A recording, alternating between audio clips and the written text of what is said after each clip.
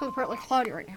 The National Weather Service has issued severe thunderstorm watch number 135, which is in effect until 10 p.m. Central Daylight Time. This watch includes the following counties in Texas: Montgomery, Liberty, Harris, Fort Bend, Galveston, and Austin. Primary threats include scattered large hail and isolated extremely large hail events to 4 inches in diameter possible, and isolated damaging wind gusts to 18 miles per hour possible.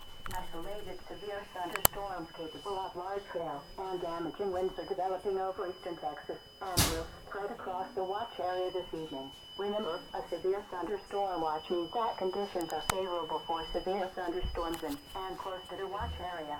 Persons in these areas should remain alert for rapidly changing weather conditions and listen for later statements and possible warnings.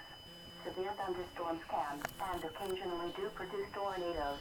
Stay tuned to know weather radio, commercial radio, television outlets, or internet sources for the latest severe weather information.